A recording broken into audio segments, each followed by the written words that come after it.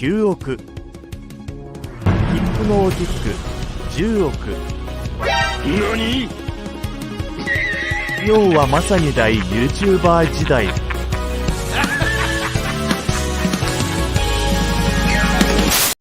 want people in the industry to be a little bit louder about people being mean to other people and maybe say it's not a good thing.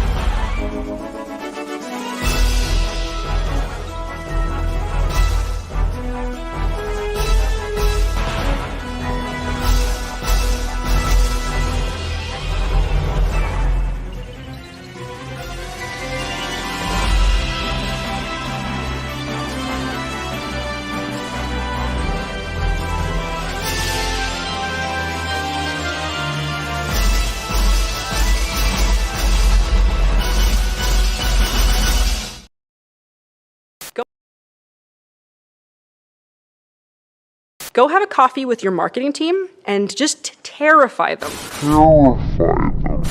With the possibility of what's going to happen if they don't give you what you want. But hey, that's just a theory. A theory. You are coping and seething. You just can't accept what you're seeing. Yes, you're coping and seething. The truth it is scalding, and now you are molding and coping so hard. Coping and seething.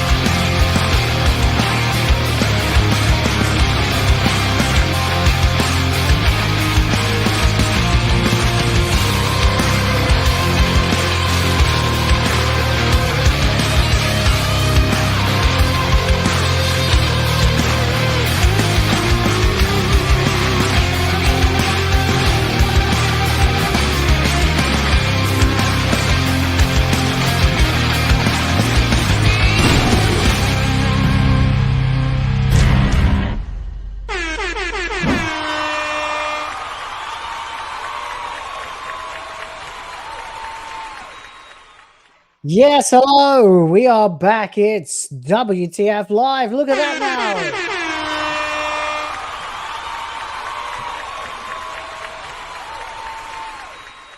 And we are live once again. It is the show where we dissect, discuss, disseminate, and get disgusted by all of the trash, all of the garbage, all of the guff from our pop culture that has gone so erroneously and completely and totally wrong in every conceivable way. You are watching Will of the Fans. My name is Will. Do you get it? See what I did there? And of course, I'm joined at the moment only by my regular co-conspirator, Mr. Hunter Rev Ravenwolf, aka Dobby the YouTube elf. Hello, Dobby. How are you? Hello. Yeah, I'm good. Or as we say, Ohayo gozaimasu. I hope everyone's doing well. Welcome aboard. We're going to have a great discussion today. We've got lots to talk about. Hope everyone is doing well. If you are new here, make sure you like, subscribe to that channel, ring that bell for notifications so you don't miss another stream.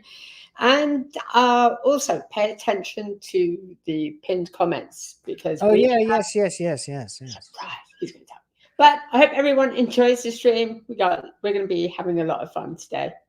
Oh yeah. Oh, it's a good one because I mean, of course, I've had a crazy week. I've had ridiculous travel shit that I've had to do. I just barely managed to do WoTF live this past Sunday, and then literally an hour later, I was on the way to the airport, and then I had to fly out here, and I had to go to Manila. I had to do all this other stuff. I had to just crazy shit.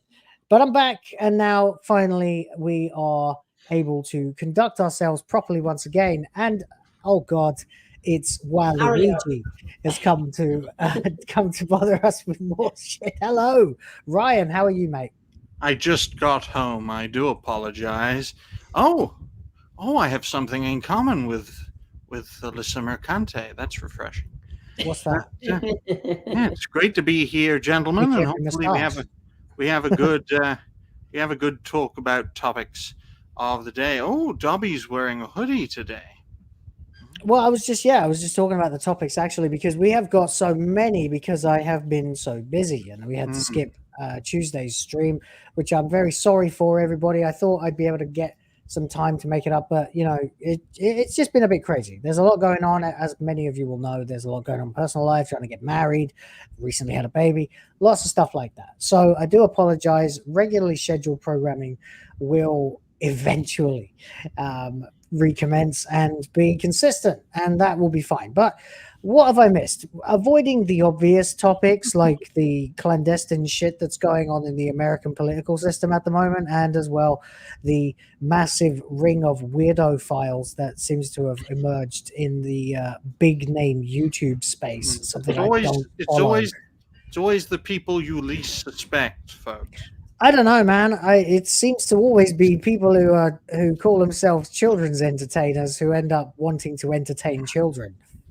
So there's a lot of that going on, and I don't know what to say about pretty much any of it because I've never followed any of these people. I don't watch Mr. Beast. I have no idea who Chris Tyson is, except that he's a tranoid and a weirdophile. And I did watch Hypnocast earlier on for the few of you that may have watched that as well. And I saw everything that happened there. And I still have nothing to add except that they're all sick. Patterns emerge. Patterns are what they are. We can see this whenever the left, especially the TQs, get involved. Suddenly it's all about children. And I'm not touching it with a 10-foot pole. A, because I don't know enough about the people involved, and B, because I'm just not touching that with a 10-foot pole. But we do have plenty of other stuff that we need to talk about because I cover mostly pop culture. And in the absence of any relevant real Doctor Who stuff, besides the spreading of the rumor that it is going to get cancelled, which we could talk about briefly, but there's really not much to say except that it's the same rumor we talked about on Sunday, except it's spread. It's on loads of websites now. Almost every website is talking about how likely it is now for Doctor Who to get cancelled after 2 seasons only. So apart from that, there's not really anything to say. It still sucks. Everyone involved is still an asshole. So fair enough. So we move on to other things that are going on in our zone of influence and interest. So we are talking about things like Assassin's Creed Shadows and the international diplomatic incident. Wilfred Brimley, yeah. Wilfred Brimley just found the Just for Men. That is the worst one. That's worse than anything I've said. Can you say diabetes, Ryan? Diabetes. You know what? Fucking here you go.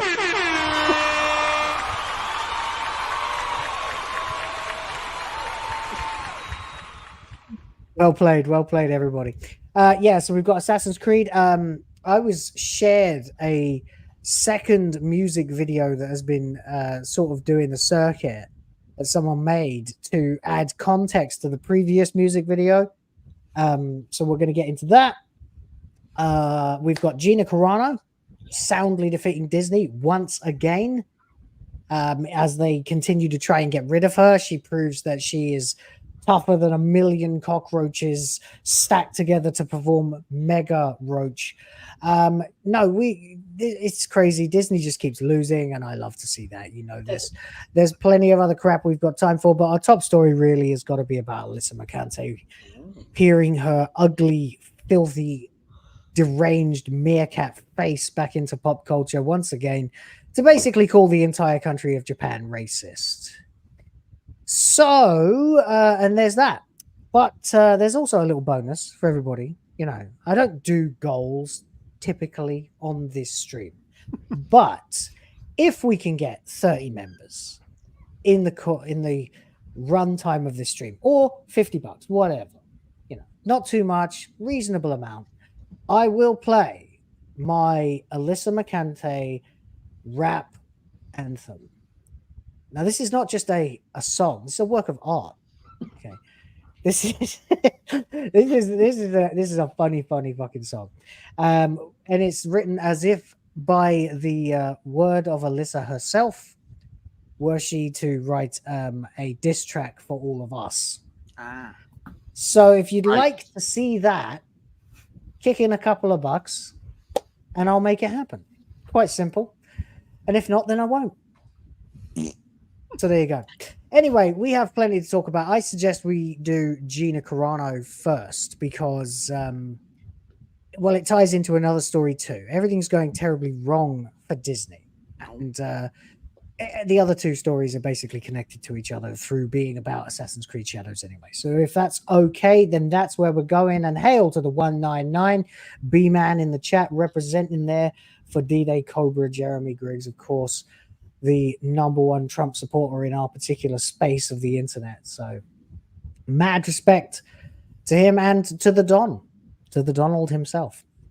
All right, then. So we've got some shit that's been going on with Disney, particularly where it comes to Gina Carano. Do you know about this? I've heard about it here and there for quite a few months, but I studied law for 6 years, and ever since I've... Why aren't you a lawyer? I don't have the nose, but I've never looked back ever since. You've got the tash for a later bad ending Saul Goodman. Have you already been a lawyer? Is that what happened? You had your own I'm Walter 25, Will. Sorry, sometimes I forget, mate. Okay, anyway, so the Gina Carano situation. I don't know. Let's see. What do you know about the Gina Carano and Disney situation? Just for the benefit of anyone who doesn't know. All right, so basically what happened was she made some comments off the clock and Disney decided to terminate her, and then they went on a cancel mission, like making it impossible for her to work. The thing is, so what she said, she didn't exactly, like what she said was taken out of context and it was made to look like it was anti-Semitic or something. It was the opposite. Yeah, and it was totally the opposite. And what happened with Disney is they do what they do best. They will just kind of ruin your career. They wanted to make an example out of her. But the funny thing is, with all the bullshit that happened in the Acolyte, with all the bullshit that happens with the American actors, right? Or the male actors, they're allowed to get away with it on the clock. Gina does it and she gets cancelled. So she 100%. Yeah, she launched a legal campaign and basically she's almost won it. They can't dismiss it at all. That's it. And yes, B-Man says, Ryan, you are 25 times 2, which is 50 for those who can't do maths. When there are any Filipinos watching. When I went to the medical center earlier today to collect a prescription for my father, the fucking receptionist called me by my father's name, and she could clearly see 69 years old. I'm not 69 years old. I don't dye my hair. You fucking menopausal.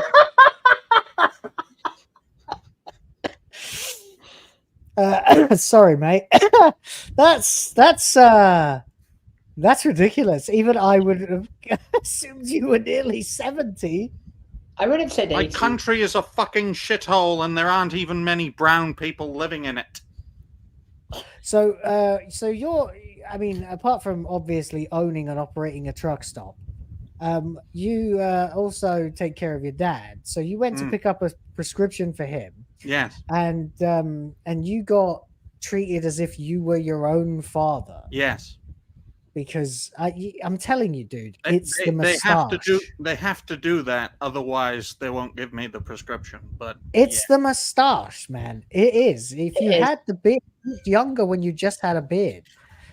You actually look like older now that you've got that you've chosen to have a big fat fucking mustache on your face. You do. You look 10 years older than you did before. So he's the best thing you could do is just throw on a hat and grow your beard. Who cares? Or wear red overalls with a blue cap. Standing 5 foot tall, weighing 100 pounds, Dobby the paperweight cutter. This is me, paperweight cutter official. There we go. Somehow I managed to avoid this stuff like 90% of the time. It's weird. Anyway, so Gina Carano, basically her initial post, which has been on screen for quite a while now, is this, which is where she was effectively copying and pasting from Warrior Priest Jim podcast, which is a quote about how people could be so easily coerced into turning on their neighbors, turning on their friends, dobbing them in effectively, ratting them out to the authorities for not complying with whatever the current practice was. Now, of course, back then, the current practice in Germany was we don't like the tiny hats very much. You have a massive nose, you're going on the train. Right. Okay. Yeah, that. But nicer somehow, despite no, not nicer, way worse actually.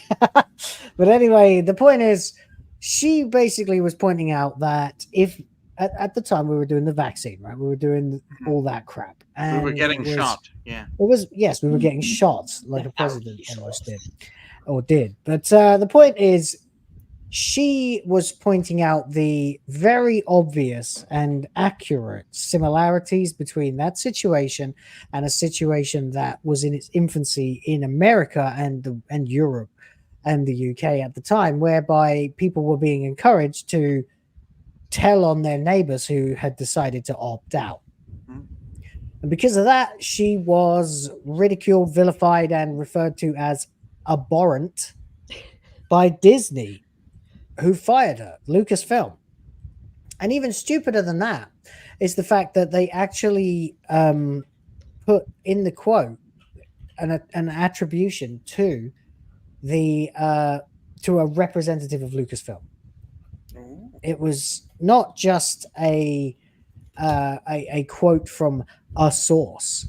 It literally said Lucasfilm representative at the bottom of the quote that referred to her as abhorrent. Her actions were abhorrent, according to, quote, a Lucasfilm representative. You can actually even see it. Let me see if I can get it on screen. You can tell me who that was? Yeah. It was breaking Bob news? No, it was Bob Iger. It might have been. He was the one that then went on the crusade to totally crucify her. He doesn't work for Lucasfilm, though. He's the CEO of Disney. So surely it's beneath him. Probably. Everything's beneath him.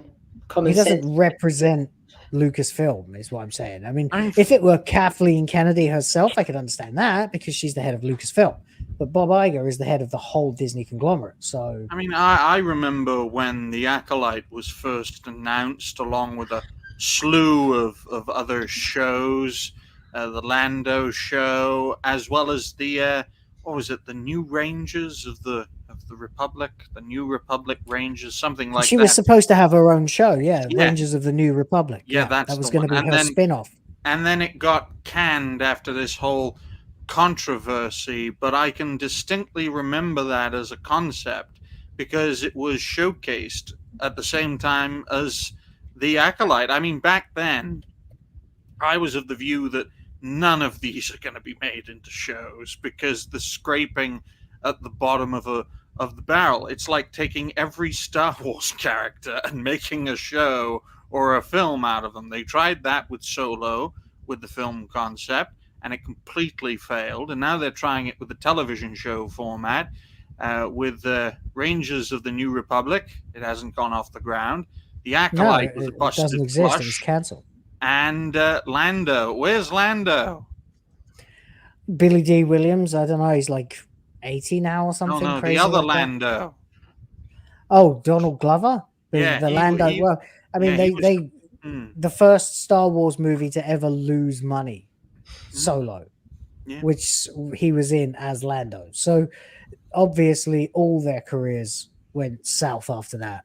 I mean, if you're in the only Star Wars movie that ever lost money, the movie that basically informed Lucasfilm that they should stop making movies and instead put us through the torture of watching 8-episode seasons that should be 2-hour movies.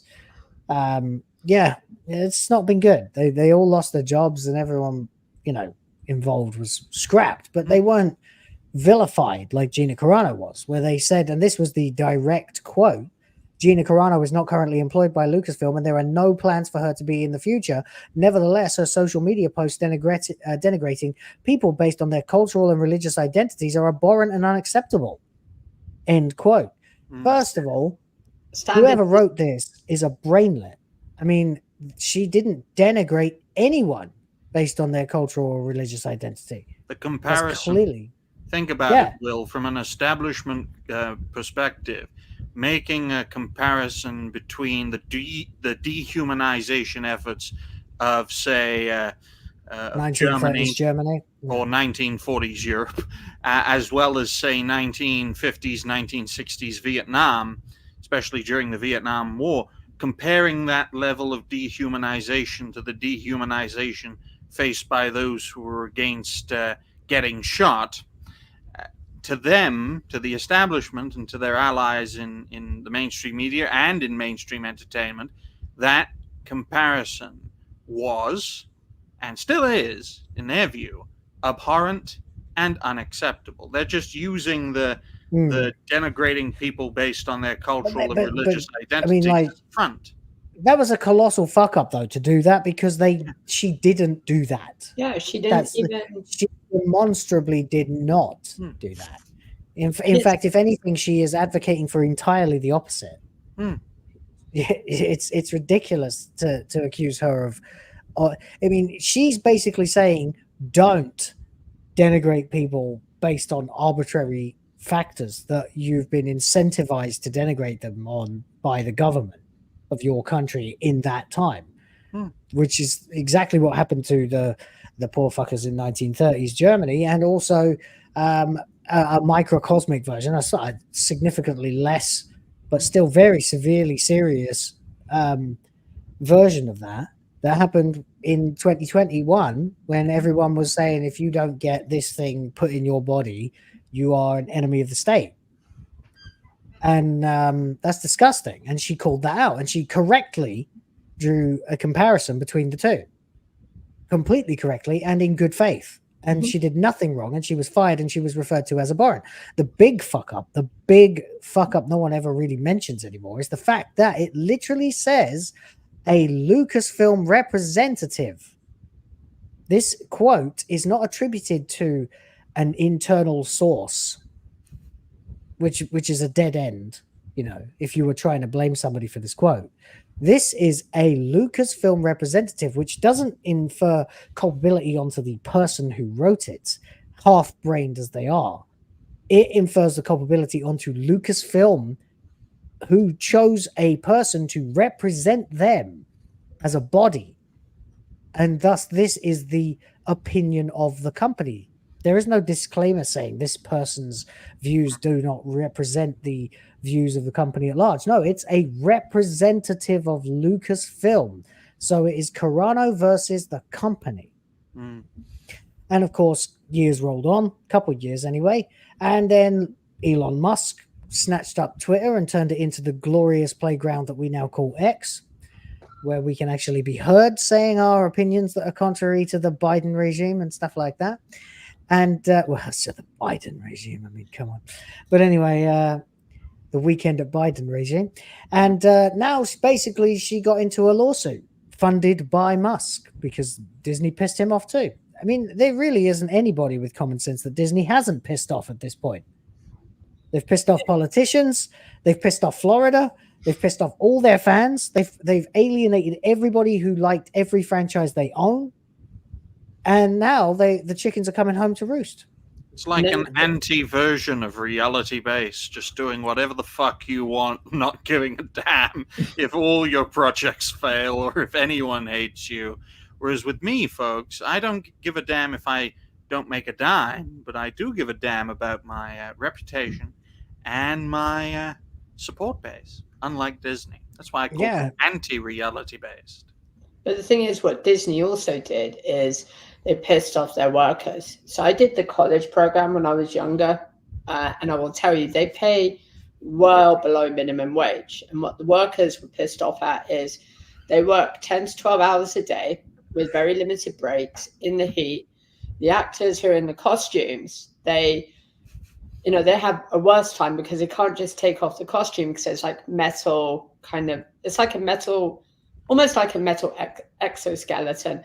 So all of these like all of the people that play the characters, all of the princesses, all of the sort of generic workers, they're all striking because they've just had enough of their crap. You know, back when Darby was working at Disney, they were still having child labor, and he was like 4 foot at the time and 50 pounds. I'm amazed, Darby, that Disney didn't just grab you into their underground tunnel system where lots of children go Jesus missing. Christ. Well, they always have stories about utilidors of like serial killers dressed up as mascots. I kid you not, the utilidors would scare anybody when you go down there. That sounds horrifying. But yeah, fair enough.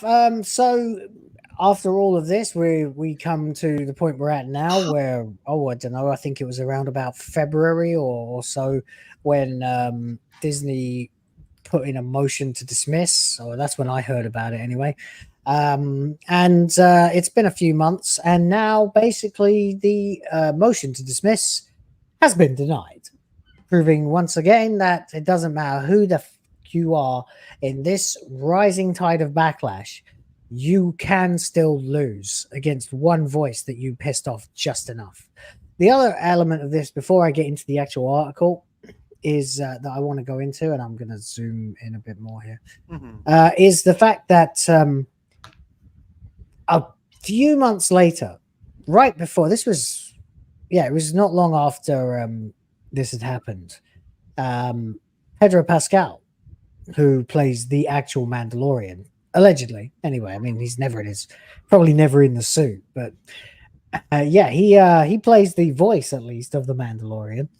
And he came out and put out a post that basically shat on half of America for liking Donald Trump.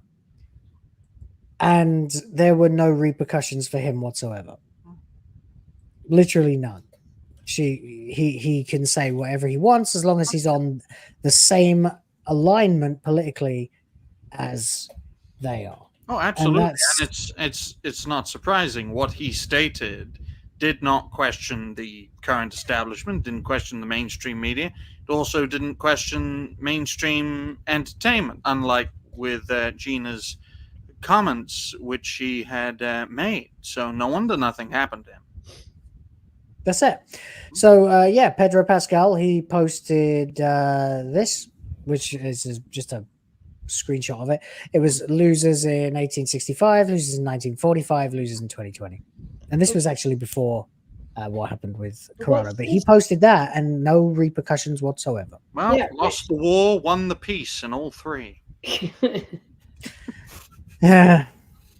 But so we're at the latest stage now where it turns out that Disney has got no legs, effectively, against Gina Carano, because she has obviously, to anyone with a brain in their head, very, very actionable positions that she can take advantage of as someone who was unfairly dismissed, maligned and insulted and had basically her career destroyed by the fucking mouse. So they are. I think at this point, given the motion to dismiss has failed, that there's not much left to do but lose and try to settle with her. Because there really isn't anything that they can do. If it sees a courtroom, then they are going to suffer. But anyway, here's the latest. It says, according to Judge Garnett, Disney, Lucasfilm, and Huckleberry have failed to set forth an impenetrable defense under the First Amendment. The court denies defendant's motion. Carano filed a lawsuit against the Walt Disney Company back in February, with suit detailing it's a civil action arising from defendant's wrongful termination of Carano's employment in retaliation for Carano's lawful exercise of her right to speak and express her views. Specifically, defendants under the regime of former Disney CEO Bob Chapek, which is, of course, the installation of a patsy while Iger was getting the hell out of Dodge while COVID was happening, so he could come back later.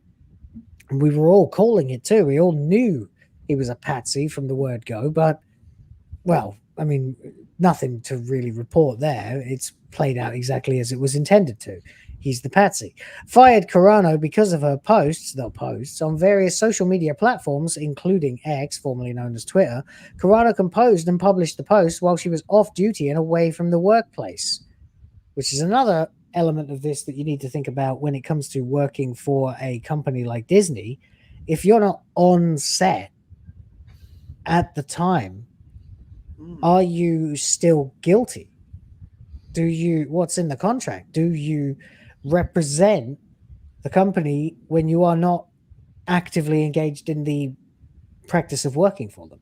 No, because you're on company time. If you were logged in, like if you clock in or something, or if you're there when they schedule you in, that's a different story. But she was off the clock. Yeah, so she's probably at home or wherever.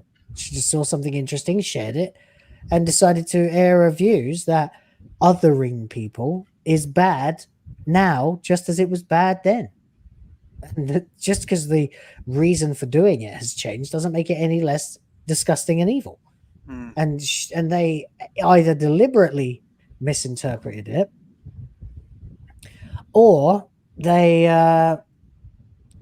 let some fucking drunk college student loose at the helm of their Twitter account, and there you go, man. I don't know what to say, but I do need to acknowledge this because this goes a long way towards hitting our goal. TJAP Steve for 10 Will of the Fans memberships. My goodness. What?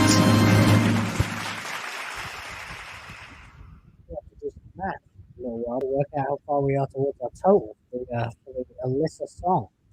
But this is a great start, and even more, he follows up with $10 as a super chat. More green for Princess of the Fans. That's right.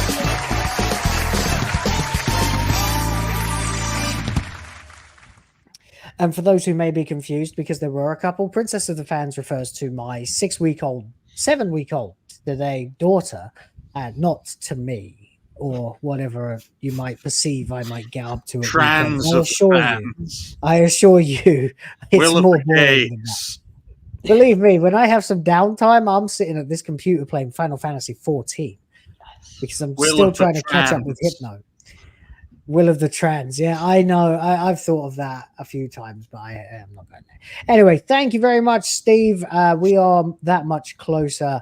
Something like that again, and I'm pretty sure we're at our target. So we may well see the Alyssa song yet. Yes. And thank you very much. Anyway, so to continue then, defendants terminated Gina Carano's employment, took other retaliatory actions to limit and deny her future employment opportunities, including but not limited to making maliciously false statements about Carano with the intention of damaging her reputation and thus her ability to find and retain work. Do you think that has succeeded, guys? No. Well, I respectfully, Dobby, I'd have to disagree with you there. Yeah, actually, I disagree too. There's a yes and a no answer. It's kind of a trick question, but go on, Ryan. Well, usually when the establishment, whether it's in politics or popular culture, when they deem you unfit, they immediately close ranks on you, and you can never enter the mainstream again without some kind of connection or third-party source in another country. Great example of this would be Mel Gibson. You know, he drinks too much and he criticizes the wrong people. It's a real recipe for disaster. A few other examples would be Steven Seagal, Kevin Spacey, three of my favorite actors. Who else? Oh yes, Jeremy Clarkson. I mean, when he was fired from he was othered, yeah. Yeah, he when he was fired from Top Gear because he punched a producer because he had cold food, the only way he could regain his reputation was to go to a third-party source in another country with his two mates and half the production team. And that's why we got the Amazons, the Grand Tour after a few years. So there are ways around it, folks. You know, getting cancelled by the establishment, whether it's your fault or not. I mean, I have no standards. Look at the people I find entertaining. They're all crooked in one way, shape, or form. But there are in regards to actors and or are you saying I'm not entertaining? Right? No, fuck it. No, content creators, we're not professional folks. We have no standards. But in all seriousness, right. in Gina's case, I think I think it's been not as effective as what happened to Kevin Spacey, because Kevin had quite a lot of allegations thrown his way.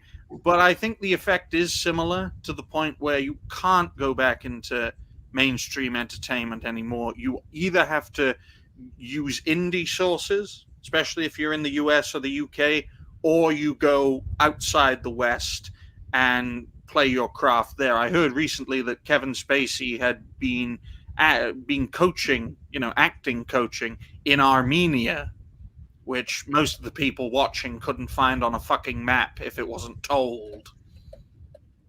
Yeah, absolutely right. I don't know about Spacey. I mean, I couldn't possibly comment. I don't know what the happened there. There was allegations, then there weren't, then there were, then there weren't, then he's gay, then he's no. I don't care. I'm not touching that with a 10-foot pole.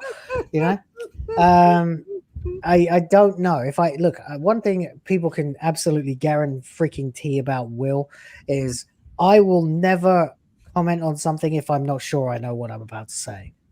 I will weigh in on things that I know enough about, but if I'm not convinced that I know enough to actually comment, then I will say nothing. Absolutely every time, because I don't like useless information or misinformation, if you like, which is why I get so offended when they bastardize that term. My opinion on these matters would be worthless, so I don't say anything. There you go. But yeah, I know about Carano though, and I'm absolutely certain that she has been wronged, she's been smeared, she's been slandered. So the question of whether or not it worked is a yes and a no.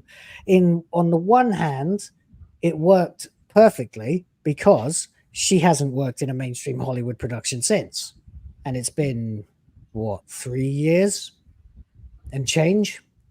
And on the other hand, she's become the absolute darling of our particular audience, and she's done movies, or a movie at least, with Daily Wire and a couple of other projects.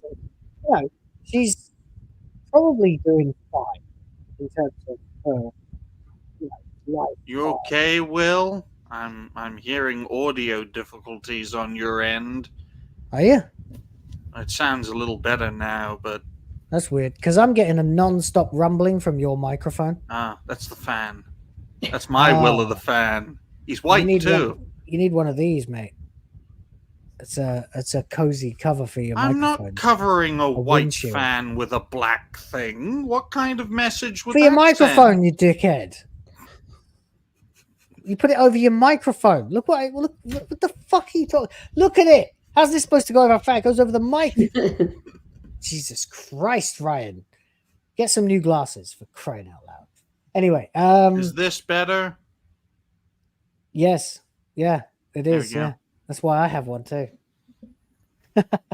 Anyway, so basically, she's been kicked out of Hollywood. She didn't work again in that particular sphere, but she became the hero of all of us, basically. People who see Hollywood for what it is, do not appreciate them for what they do, and everything associated with that. So on the one hand, it didn't work from a B to C kind of thing, where Gina Carano would be a brand and we are the consumers or customers. as I prefer to say. But in terms of business to business, she's not welcome. She's been kicked out of all of them. She's not welcome in Hollywood. So that must hurt. That must still sting, especially as she's clearly a passionate woman. She's clearly a person who likes to consider herself someone of moral fiber, of good moral fiber. And so to have an insult like that hanging over your head, and to have it be just immediately accepted and spread as the narrative is probably more what she's doing this for than the financial issue. I don't know. I couldn't tell you. I haven't met her. I'm not drunk 3PO. Maybe we can ask her. Not yet. But I'd imagine it's more of a personal issue for her, that she's been besmirched. And I get the impression from what I've seen of her that she's not the kind of person who takes kindly at that. So fair enough. She's got absolutely every right to do this. Anyway, the point is she's asking for preliminary and permanent injunctive relief requiring defendants to reinstate Carano to her prior position with no loss of pay or benefits. So she's asking to go back. So she wants to play Cara Dune again. She wants. I think that will not last. I'm not sure what her end game is here. Maybe, because you never know, folks. If this goes Carano's way, you could get a Rangers of the New Republic. They give it a season. It does very well. Then they tell her to fuck off, but in corporate speak, not renew her contract. Yeah. Yeah, it would be a future endeavoring to borrow the Laurinaitis. Or what they would do is take her back and then make sure that any role that they give her, killer character. kill her off in the first season of her own show, Ned Stark style. Yeah, I could see them doing that. I mean, I don't know. I mean, I guess the funny thing now that I think about it, it would be if you had a Carano-helmed Rangers of the New Republic, it would probably be the most successful thing that Disney has put out since they stopped making Star Wars movies. Yeah. And guess what they would do? Immediately cancel it and have another season of The Acolyte. I don't know. I think they'd be a bit scared of her. I do. I think if she's able to get, everything she wants here, compensatory damages, apparently exceeding $75,000, which I would say, yeah, bloody right. That seems like a paltry amount considering what she should be getting for being a main character in a Star Wars property and having been besmirched and insulted. That it should probably add a zero to that at least. I mean, you look at the state of Star Wars currently. The future of The Mandalorian is a bit in doubt. They don't know whether it's going to be a TV show or another movie. They announced it as a movie, didn't they? Well, I'm not sure off the top of my head, but I will say that if it didn't do well as a TV show, especially towards the end, I don't think it's going to do well as a movie. In regards to me neither. In regards to The Acolyte, Dead on Arrival. In regards to the show after it, which is going to be Skeleton Crew, how they're going to do that, I have no idea. A bunch of kids, skeleton audio, a bunch There's of no kids one, I don't even care about that with an AI bot, flying the ship, and then you've got maybe another season of Andor, another season of Ahsoka. I mean, the thing about Andor is it only got good because of Ahsoka. And the only reason Ahsoka got good as a show was because of The Acolyte. So yeah, I mean, and then B-Man saying we might get a season 2 of The Acolyte, in which case I say good, I can review it on time this time. That would be nice. I still have 2 fucking episodes I need to review, and I'm going to do it this week. The thing with season 2 is they have a tiny little bit of a problem of everybody's dead. Like, you've killed. Oh yeah, the entire cast. Killed pretty much everyone, and the only people alive is Leslie Headland's wife, that creature. She's the bad guy, right? I mean, she's actually like more evil than Darth Plagueis in the context of the show. Like, who's the most evil person in The Acolyte? A Jedi. A Jedi who's not behaving like a Jedi. It's the only way they could actually successfully, because I know what happened at the end now. I'm just going to have to review the other 2 anyway. But like for her to go up to Yoda and pin this all on Sol, it's like, are you fucking kidding me? Like, are you serious, bitch? Like, you are not a Jedi anymore. You should be kicked out of the Order for disobeying. Like, I mean, surely telling the truth is a part of the will of the Force, right? Mhm. You know, my favorite scene in the Acolyte Although actually was... Anakin lied, but Well, then he became yeah. Darth Vader, so yeah. I mean, my favorite scene in the Acolyte, which I think was the best scene in the show, was when that politician just called out that green-looking bitch and her damn order, which was basically the perspective of, say, an outsider looking in at the Jedi Order. It's like, yeah, one of these days, one of you fuckers is going to snap and we're going to have to pay the price for it all. Yeah, no shit. We've already seen that. And that was the best moment. Damn. God Absolutely damn. right. So there you go. I mean, the Acolyte is... Jesus Christ. I haven't seen the last two yet, but I know what happens. Watching it is different. Watching it is so much worse.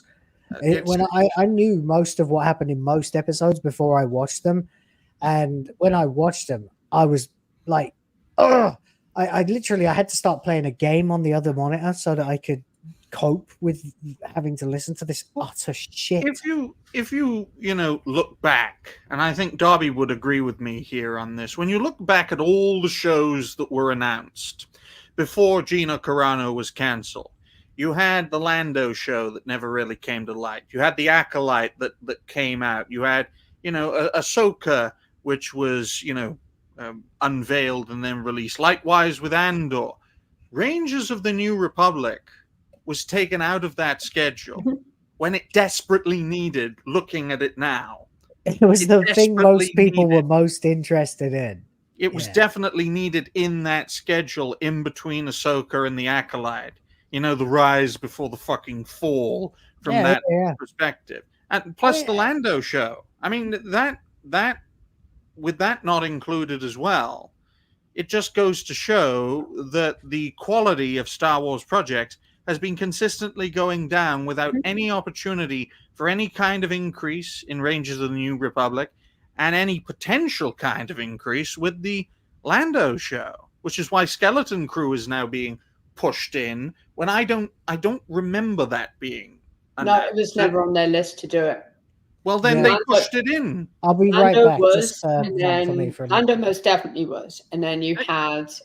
Yeah, they should have gone with Rangers because that would have kind of built up to everything that was going to happen in the Acolyte. But they thought, oh, let's just change the plans because we need more women. They need shot more female power. Disney, over the past decade, and this situation is a great example of, folks, for the past decade, Disney have done nothing but shoot themselves. Whether it's in the foot, the crotch, the ears, the head, the eyeballs, the fucking tongue... It has completely sabotaged itself on almost every front. As I said before, it's like they're an evil version of reality-based. They don't give a fuck about making a dime. They just want to do their own thing, speak their minds, get rid of anyone who stands in their way. In my case, it would be the egregious establishment. But in their case, it would be people like us. And they don't give a damn if they lose billions a year until the end of the fucking century. They are... It is bizarre, isn't it? I don't know why they could possibly... it doesn't matter what your ideology is. If your ideology results in net losses, then you're not going to be able to fund your ideology indefinitely. Well, that's why I said when you were away, Will, it's like an anti-version of reality-based. It's like they... Surreality. Well, surreality based. Yeah, that surreality based. My God, what a fucking word! If there's if I'm like Flash and there's a yellow Flash version of me, not the creator, the character, then he or she or they them, knowing my fucking luck, it would be a they them, would call themselves surreality based. Haha, gender. But in all seriousness, it's like they're gender. Acting. I like it.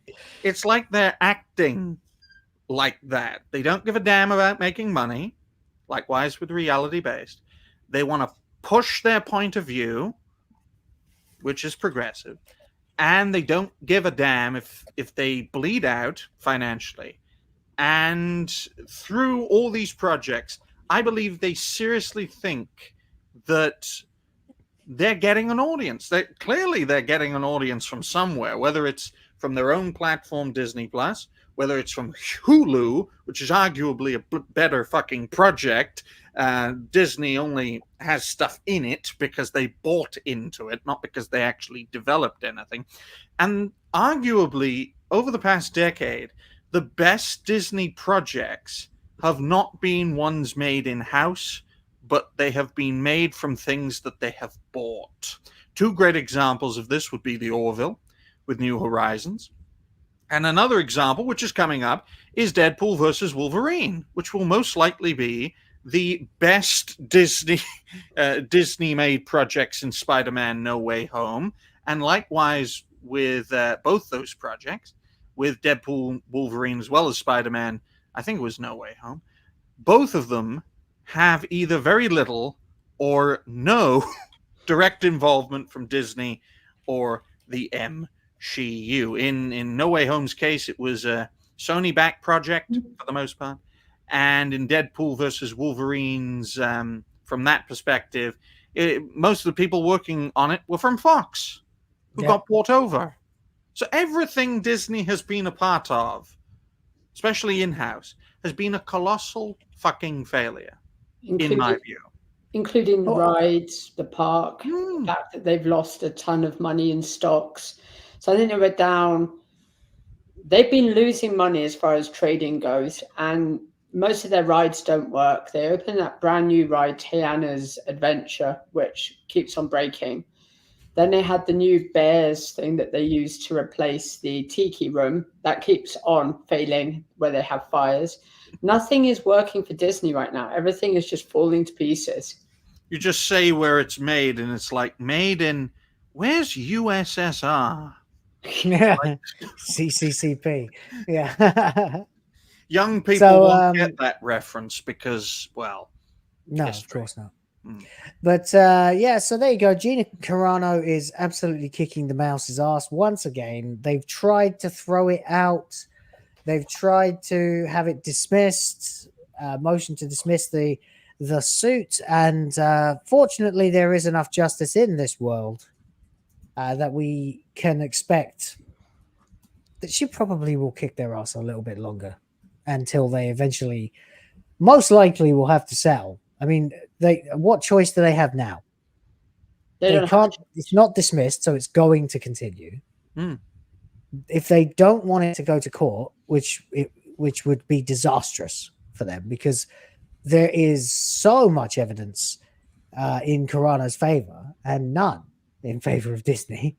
I mean, like if you watch like the Secret Service bitch getting roasted alive by Congress, or I think it was, it would be like that. It will be like, why did you do this? Well, because she said that, Jews and blah blah. No, she didn't. Have you even read what she said? It's common as anything. Like you're fucked. You're more fucked than Amber Heard. Never put a progressive and a nationalist in the same room, folks. Never put a progressive and common sense in the same room before a judge. You're fucked. The progressive is, well, actually, no, always put a progressive and common sense before a judge, because the progressive will lose 100% of the time. There is almost, there aren't that many examples of anything going in favor of this shit when it gets put before a judge. It just doesn't happen, especially when it gets higher and higher in terms of authority. It ends with the stone wall of common sense, and the progressive runs headfirst into it every single fucking time. At least we still have that in this world. So beautiful. That's what I like. Anyway, there you go. Good luck to Ms. Carano. And, if you ever want to come on the show, most welcome. I'm sure we'd all be very happy to have you on this very small show with this very intimate audience. But we're all friends here, and it's great.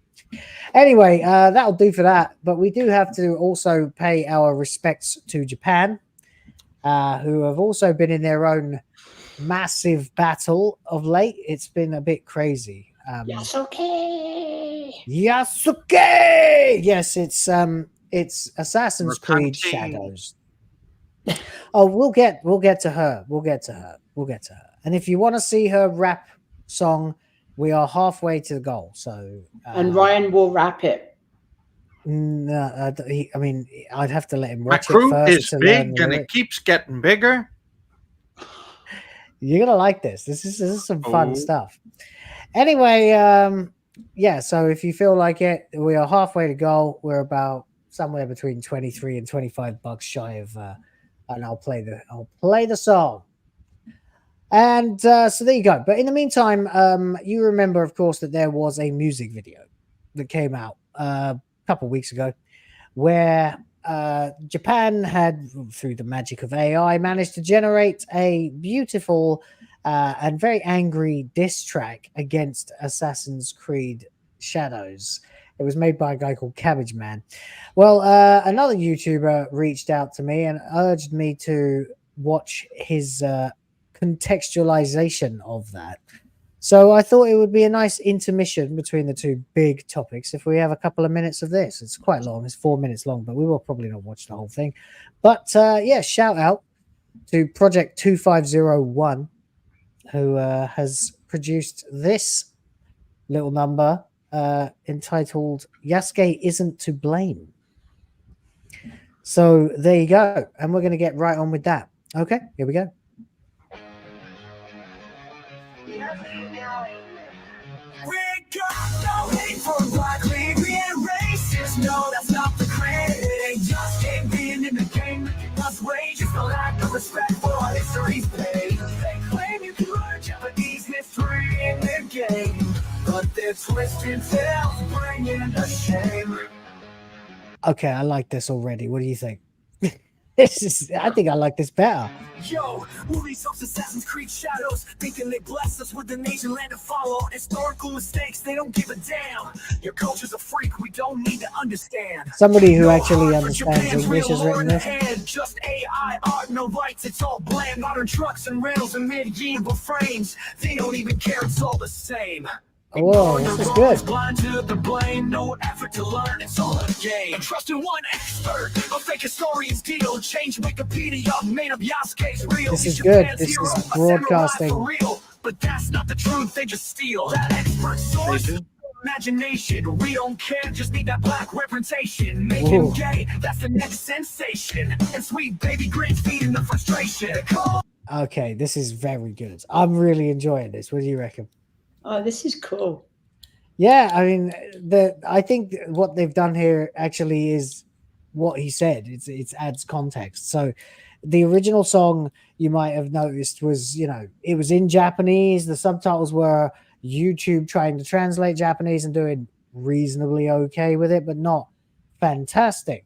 This has clearly been, you know, given either the person understands English to a higher degree, or they've put it through many more layers of AI to add the context, because they are mentioning everything that you know is the case here. They're talking about Thomas Lockley. They haven't mentioned him by name yet, but of course he is the guy who wrote the novel effectively about Yasuke the Black Samurai, and ultimately he then went on to there's a Smithsonian about it, and his sources for that are his own novel. Did you know that? This is literally how a DEI obsessed guy 20 years ago managed to convince all of, like, I mean, how many? There's even a Netflix anime about the Afro Samurai. There was a video game called Afro Samurai. It's been a thing for about 20 years, which is how long it's been since Lockley wrote his little shit and then tried to have it contextualized as actual history. So there you go. And that's nice that the Japanese are aware of this. As I pointed out before, they kept writing Rokuri in my comments, which is Lockley, you know, of course. Anyway, I'll play a bit more. Racist, hating on the creed, but don't twist the issue, don't mislead. We ain't against a black man leading the scene. We just want to keep our history clean. That's really good. That's a great line. This is better. I need to share this.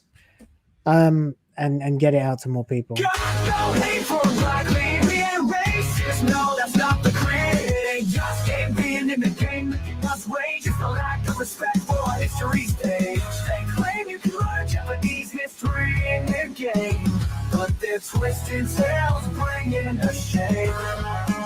Yeah, solid. Very good. You can check that out. It's at a channel called Project 2501 if you want to watch the whole thing. And yeah, go and check it out and say Will of the Fans sent you. And I'm sure they'll very much appreciate that.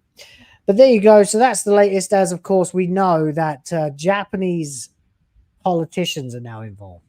This is serious business now. Like the phrase diplomatic incident is being bandied about, and that just doesn't happen like every day. The last time I can think, it's happened twice in recent memory, this and against Netflix for Cleopatra, when Egypt sued Netflix. You're getting sued by countries. It was even more surprising in Egypt's case, because the Arabs who currently occupy Egypt are technically colonizers. So even colonizers of that territory give more of a damn about said territory and its history than people who should ideally treat it with historical accuracy. It's strange, folks. The best part of Africa is the one colonized, not by white. I don't know, it Arabs. makes sense to me actually, because it only makes sense to me in one way, and you have to contextualize it. You have to automatically assume that there is a key difference between this generation of colonization, which is, for example, Biden's border, and every other generation of colonization that's ever happened in human history, which would be you go in, you take over, you breed with the locals, you mingle, you integrate, and you create something better together, which is almost always what actually ends up happening, right? Maybe not in the case of the Native Americans, but well, you know. Anyway, by and large, yeah, you conquer and then you make babies together and you create an extension of your culture there. But you integrate and you bring in basically bits of your culture, bits of their culture, and it ultimately ends up working. Whereas now what we're seeing is no effort on anybody's part to integrate with the countries that they end up in. Like you can see this with London, for example, which doesn't even resemble the greater UK anymore, as I remember it anyway. You know, the last time I was in London, I was like, it's been like, I'm walking down, like, I don't know where I was, like something like Portobello Road or something like that. And I was like, it's been about 5 minutes since I saw a white person, you know, and this is London. And I'm not saying that there's an inherently bad thing about anybody's skin color, by the way. But, you know, London probably should look a bit like England. Yeah.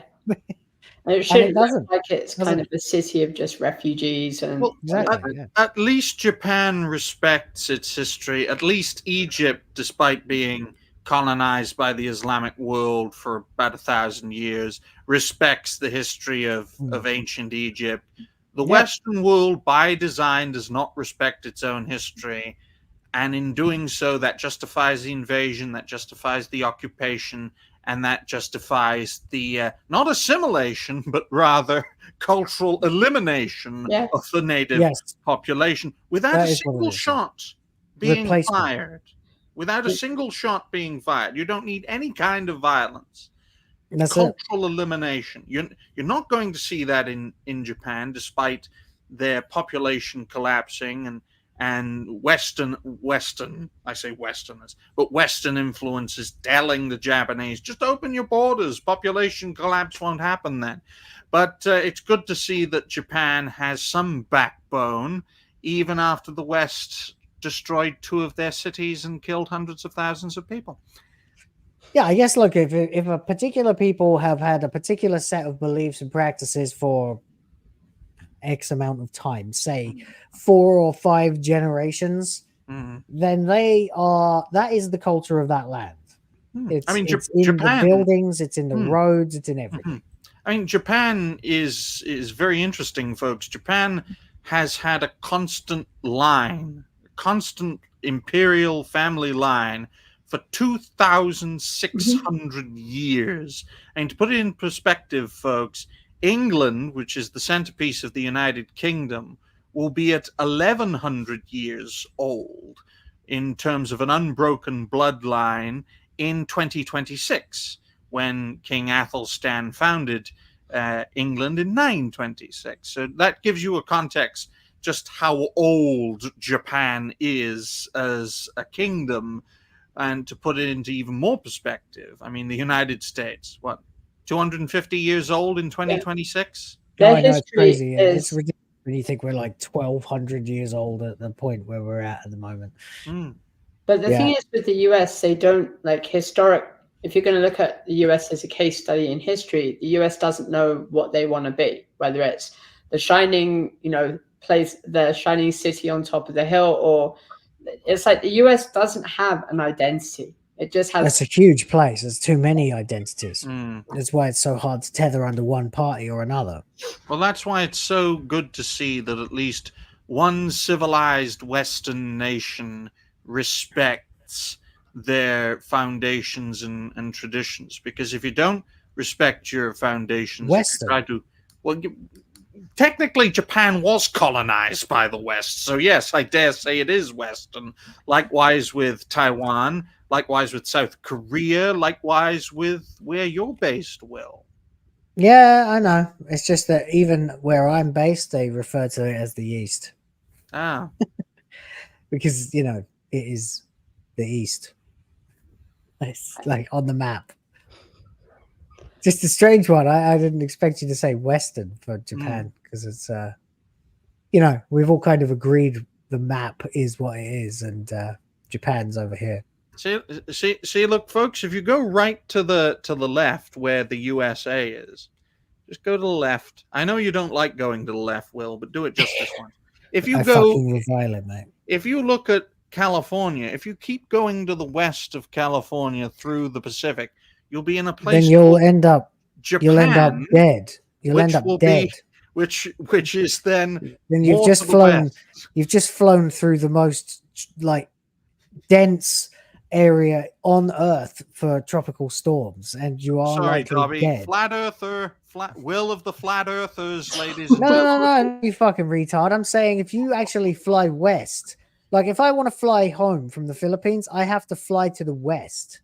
If I wanted to fly to America from the Philippines, I would fly west, not east, because the Pacific Ocean is that fucking dangerous. Look at all those countries under Western influence. And Japan, South Korea, Taiwan, the Philippines, Australia, New Zealand. The countries I consider east, folks, it's a bit too zoomed in now. Oh my God, what's going on? I've lost control of the situation. I'm loving the geography session. But basically all the countries in the Pacific region that have no connection to the United States or to the Western world, we would consider Eastern, like China, Mongolia, Vietnam, Laos, which is Cambodia. Funny because Japan and the Philippines are both further to the east than them, and yet more influenced by the West. Yeah, I understand what you're saying. It's a difference between It's a difference between geography and politics, folks. Yeah, it is. That's actually exactly what it is. But anyway, yeah. So Japan's proud of their heritage. Right on them for doing that. And now apparently it's getting more and more ridiculous. I know Grums is involved, but this fella here, whose name I cannot bloody remember now. Chang. No, dude, no, that's not his fucking name. Chang. I can't remember what bloody hell it is. But he's he's part of the Ministry of Foreign Affairs. And he is not very happy at all. He points out the Lockley story. He says it's been pointed out to us that Mr. Thomas Lockley, Associate Professor of Foreign Languages at the Faculty of Law at Nihon University, wrote a book about Yasuke's story, which he created from his own imagination, and spread the context of the book as historical fact all over the world, and that this is a movement to make a fabricated story the truth of the world without many Japanese people even knowing about it. So that is what they would call a diplomatic incident. And I just feel like every single person who's ever said that none of this shit matters and that we're stupid or we're grifting or whatever, well, Japanese politicians are pretty sure that this is a diplomatic incident. Especially when you have a guy writing a book, which is total bullshit, trying to fool the Japanese who know their history. So you can see he's got a point. It's like, what kind of stupid idiot would take that risk of writing a book, knowing it's bullshit and knowing that the Japanese are going to take 5 seconds to just call it out? An American. This is true. Well, I mean, this is the thing, though, of course, isn't it? For years now, we've been watching the left not only try to take over culture and pop culture, or really pop culture to get to culture, but try to play that old system of the cycle of DEI, where they come in and they say, we're not doing that. And then they say, okay, we are doing it, but it's for your own good.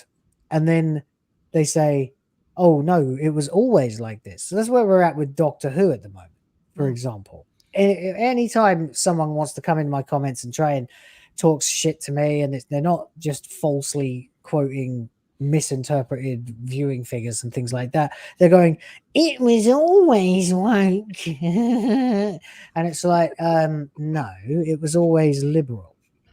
There's a big difference between liberal and modernist, postmodernist, I should say, postmodern wokeness, which is unfortunately the term. Everyone's sick of the word woke now. I don't give a fuck. It means what it means, and it doesn't mean what it meant 100 years ago. It means the opposite. People just use fake it. woke. People just use the word woke just to try and start shit. It's like, hey, let's. Are we forgetting that our opposition gaslight people into oblivion? It's like 1984. Well, that's exactly what we're talking about. Changing history.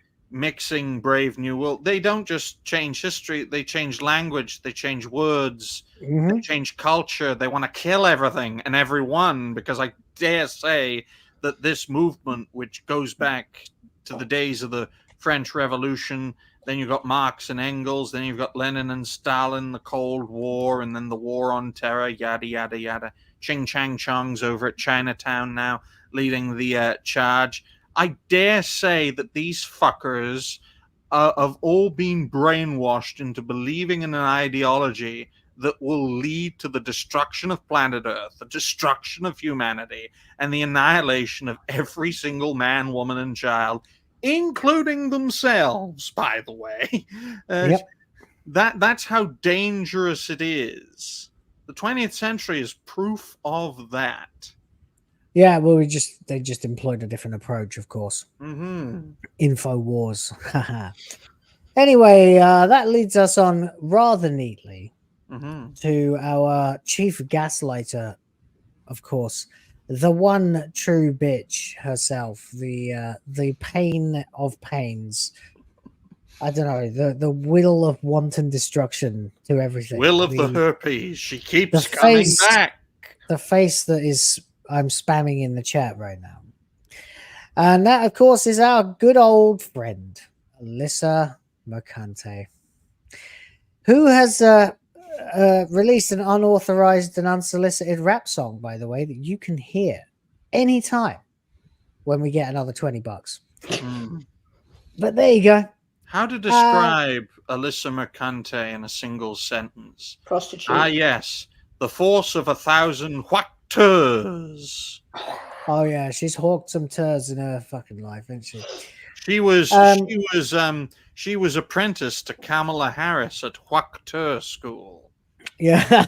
Whack-Tur. Yeah. Oh, so Alyssa Mercante is a racist. And you know it's bad with Alyssa Mercante when she's dumber than Kamala Harris. And that's saying quite a lot. I'm not convinced she is, to be honest. I think Alyssa Mercante is probably smarter than Kamala Harris. I think Kamala Harris is dumb as fuck. I think she's like a box of rocks. She's nothing. She's achieved nothing. We cannot Tell me let one what thing. we cannot let what has been stop us from what could be, or whatever the fuck that it's thing what said. could be what is it? Unencumbered or something by Ukraine what has been... is a nation. Russia is next to Ukraine. Russia has attacked Ukraine.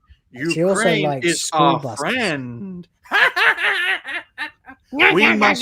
we must help and fund Ukraine, forgetting the fact that 35 fucking years ago they were the same land and the same fucking people. Why the fuck are they fighting now? Yeah, I mean,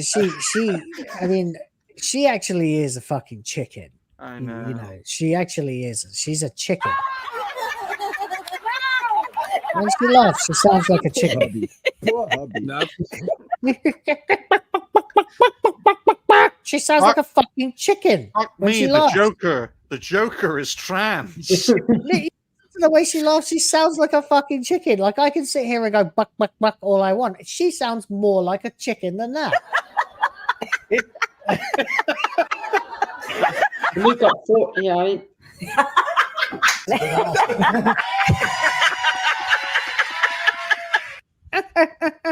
She's a chicken. No, the funniest thing is when she tries to speak to a recording on the telephone. We know you're here, Joe. Oh, on the recording? Oh, it's not recording. Yes, it is a recording. She's a brainlet. She is a useless brainlet. She's got no appeal whatsoever. Well, the only appeal she's a chicken. Of all the people, the demon rats could have to sacrifice their career. Demons, like demons. They have picked the best person to sacrifice their career. Because if Tulsi can torpedo this bitch's campaign in a single speech, then I'm sure Tulsi's very competent. Come on. I'm sure that the Orange Man will stop Camel Toe Harris from whack-touring all over him. Yeah. She's a chicken. She is a chicken, guys. He knows how to sell right there. Okay. She's a fucking chicken. Anyway, there you go. And her understudy is right here. That would be our dear friend Alyssa Mercante, who appears to have become a racist, guys. She appears to have gone full racism. It's kind of amazing, and she's kind of sold the whole narrative thrown it under the bus, sold it down the river, that kind of stuff, because she basically called Japan racist. She said they had no moral fiber. She doesn't understand what the word racist means. She's too stupid. She doesn't understand the term moral fiber. No. She probably thinks that's what you get when you suck it out of a big black hose. Now, if she said Africa, I would have agreed with her because they don't have any morals. But to call out, of all the nations to call out, or peoples rather, to call out as lacking morality, you pick Japan? I mean, what about Russia, China, Mongolia? Hell, the United States has bombed enough brown people this century. Why not criticize and condemn America? Britain, France, Germany, Italy. There are so many to choose from, yet because of what Japan is doing to try and torpedo Assassin's Creed Shadows, she, with her massive IQ level of a parsnip, picks one of the most moral civilizations in the modern world. Yep. So Mercante's back. Yay. Is anybody surprised? No. I mean, she has been quiet lately. She hasn't, well, she's been to my knowledge, doxed anybody recently or contacted anybody's wife or put us on any more lists. Although I kind of was having more fun when she was doing stuff like that. Well, now you know why Biden went missing. You got this because going Mercante missing, took him. and then you've got Biden going missing. Those two are definitely hooking up. What, like Hunter and Jill? I mean, Mercante initially reacted to a statement from Ubisoft. There was an apology. Did you see the apology? I'm not going to go through it. It's 4 pages of absolute fluff. It's basically saying, oh, we've had a lot of positive reinforcement, but we've also had a little bit of backlash. And it's like, bitch, you've had 99% backlash from virtually every major concerned country in the world. Don't even try come that shit with us. But so she reacted to this statement addressing the backlashes that the company has been receiving for Assassin's Creed Shadows. The company's received significant backlash on social media, YouTube, and in the form of change.org petition with 96,000 signatures, by the way, at this point, accusing Ubisoft of insulting Japanese culture and history and calling on the company to immediately discontinue the launch of Assassin's Creed Shadows and show sincere research and respect for Japanese history and culture. Funny, isn't it? Because it's already been proven to be possible with Ghost of Tsushima, where they were heralded as amazing heroes of research and diligence when that game came out. Japan loved Sucker Punch Studios for Ghost of Tsushima, and they absolutely should have, because the game is a fucking masterpiece and clearly did the research. But this just goes to show the hand that giveth, because as we see with Shohei Kondo here and his videos and everything else, Japan will love you if you respect and show some honor, and they will crucify you if you don't. And as Eris Rhoda points out, yes, the apology from Ubisoft was effectively, we're sorry that you aren't woke enough to understand why we've done this. And it's not going to work. Shohei Kondo also explained why the Japanese are signing the petition, taking issue with the game. He said Ubisoft is promoting the game as historically accurate. Now, they said in their apology that they have never tried to be historically accurate. That's a ridiculous statement. As I pointed out in my video, the central premise of Assassin's Creed is fiction within reality. Verisimilitude, meaning truth in fiction, is literally, or rather, what it literally means is simile is like, and veritas is truth. So verisimilitude would be the expression of something as being as if it were real, right? And that is something that Assassin's Creed absolutely hinges on in order to have the plot not collapse. It's not set in space. It's not set in a galaxy far, far away. It's set in the real world, and things that actually did happen in the game. It's just that they've inserted a layer of fiction over it to make you somehow, as the one assassin character you play as in whichever era it is, responsible for basically everything. So when you're playing as Connor Kenway, you are running around with George Washington. When you're playing as Ezio Auditore, you're running around with Leonardo da Vinci. And when you're running around as Edward Kenway, you're rubbing shoulders with Blackbeard and Anne Bonny and people like that. All the key figures, you always meet them and you always get involved. Hell, you kill the Pope in Assassin's Creed 2. Because he's the head of the Templars, which kind of makes sense. But the point is that there was a level of verisimilitude that has to be present in a game setting like Assassin's Creed in order for the fiction to be able to breathe at all. If everything else is wrong, then the whole thing will collapse under the weight of its own ridiculous hubris. And there you go. And just while we're at it, is it, I don't know, a cab or ACAB? I don't know. On the plane for 2 Canadian, thank you very much, says for the goal, and FRTD, which I assume then is our good friend Rusty Tin Dildo. Sorry, Russell T. Davis. Thank you very much. Appreciate it. Very well. And yes, that's right. You can contribute little tiny bits if you'd like. We are what now? $18 away from the goal. So thank you.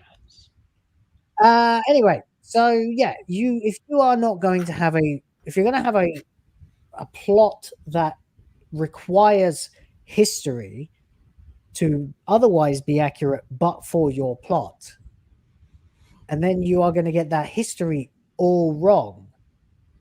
What are we to do with the plot, it becomes worthless as an exercise. Am I right? Oh, absolutely. I mean, the one advantage Ubisoft could have had in regards to this project would be to have kept it under the radar. Because, I use myself as a great example. I'm not very popular. Hopefully, I'm never very popular. Don't say that, Ryan. How dare as a result, I can get away with saying and doing extremely controversial and egregious things and get absolutely no criticism for it.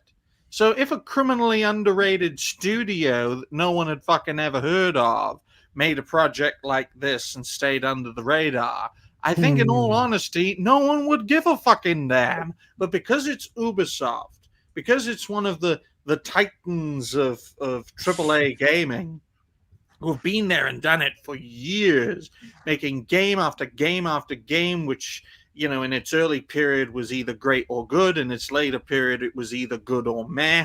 Now it's definitely fallen off a damn cliff. They have a reputation to hold, despite being French. But they are going beneath that reputation. And especially with the Ghost of Tsushima comparison, that just makes the focus on this project 10 times in terms of magnification, because there's a clear comparison to make. The culture is similar, the timing is similar. When I say similar, it's a few centuries apart, but in the grand scheme of history, that's not very long. They have fucked up. They fucked up in the worst possible way while everyone's got a magnifying glass on them. Yeah, they have. And Ubisoft is well on the way to becoming the EA of the 21st century. In as much, well, I mean, EA was really bad, maybe for this decade anyway, because they are not just staring it down this barrel. Of course, they're also facing the colossal backlash to Star Wars Outlaws with the woman who looks like Edge, aka Adam Copeland. They've got that going on, and then there's the fact that the gameplay was footage from that game came out the other day, and it looked like a PS2 game. Well, maybe PS2, early PS3. The mechanics looked like a PS2 game. So they've got so many problems right now. They haven't released anything in ages that anyone has actually really appreciated. They issued the statement last year that we should all get comfortable not owning our own games. They can't catch a break, and it couldn't happen to a more deserving bunch of wankers, because they really have made every decision wrong. They're almost the Disney of gaming in terms of wrong decision making. It is actually kind of astonishing. And yeah, you're right. If another little studio made this game, I'm pretty sure there was an Afro Samurai game in like the 90s, or it can't have been the 90s, but the 2000s or something. It was on a PS3. That's right. Afro Samurai. Hang on a second. Let me zoom out a bit. There it is. This was a game, and of course it was another game based on Yasuke, as far as I'm aware, as far as I remember. And it was considered kind of a quirk. It was like, oh wow, that would be funny, wouldn't it? A black samurai. And of course, all the black weebs were like, oh yeah, this is fucking cool. I like this. This is really good. But this is different. This is different because, again, one of those things is presented as a bit facetious, a little larger than life. The characters aren't supposed to look hyper realistic. No one's professing that this. Oh yes, it was an anime first. No one's professing that it is supposed to be real. Whereas with Assassin's Creed, they are attempting to catch the same lightning in a bottle that the Ghost of Tsushima did. And it's not worked. Oh God, there's that smug bitch. And it's not going to work because they've made so many mistakes. The bottle has turned into a lightning rod, and it's electrocuting a frog, which is always good. It's up. What's his face? Yves Guillermo's fucking asshole right now. What a name! Yeah, I know. The other Could you sound like more of a fairy? I know. Couldn't sound like more of a fairy if your name was Dylan Mulvaney. But go on. The other stupid thing is, you would have thought that Ubisoft would have tried to have met everyone in the middle and said, okay, look, we'll change things back and we'll edit the story. But no, they're going to go with this. And they're like, no, we're not going to listen to you. We're just going to release this. Ubisoft, along with Bethesda, were really two companies that I believe to be, compromise companies, that they're willing to compromise between what could be and what is. That's why with many Bethesda and Ubisoft games, you can barely tell the difference between each of their companies' projects. That's why Starfield eventually went the way of the dinosaur, because there's nothing completely wrong with it, but you can tell it's a Bethesda game and it has lots of little problems. Likewise with an Ubisoft game, you can tell it's an Ubisoft game, whether it's in first person or third person. And I think Shadows, it's actually quite a good comparison between Starfield and Shadows. There is something in Shadow's case that is egregiously wrong with it, in that it's not historically accurate. But when you see the game, when you see the setting, there are lots of little things wrong with it. And it all adds up. And that is what's going to kill this project. Likewise with Starfield. Yeah. Oh, 100% agreed, yeah. It's all going tits up. But anyway, so this guy, Benoit, who's the game director, when he was doing an interview, he said, this is a familiar setting for gamers. How does this game, this was the question, how does this game differentiate its take on the setting? He says, we're at the end of the Sengoku era, which is the warring factions era, in a turning point in Japanese history. Assassin's Creed is well known for its depiction of the history and accurate recreation of the world. Right, so they say that. Right, but in their apology, they say, we don't really try to be too accurate. It's a work of fiction. And it's like, yes, but from day one, you have presented this as a work of fiction within an otherwise extremely realistic depiction of actual history. It would be like if the Eiffel Tower in Assassin's Creed Unity was floating in the air with rocket thrusters underneath it. That'd be cool. Yeah, it would be cool, but it wouldn't be accurate. And it wouldn't be revolutionary France. You can say what you like about the French Revolution. I'm not a big fan myself, but Wakanda invades Japan. Like remember King Washington, folks? Remember that? Wakanda invades Japan. Yasuke is their Black Panther. So yeah, he says we're showing real historical figures such as Oda Nobunaga and a lot of events that happened during that time. So you're not only playing in feudal Japan, but learning about this fantastic time period. But if that's true, then why are we also being presented with someone who we know was not a samurai?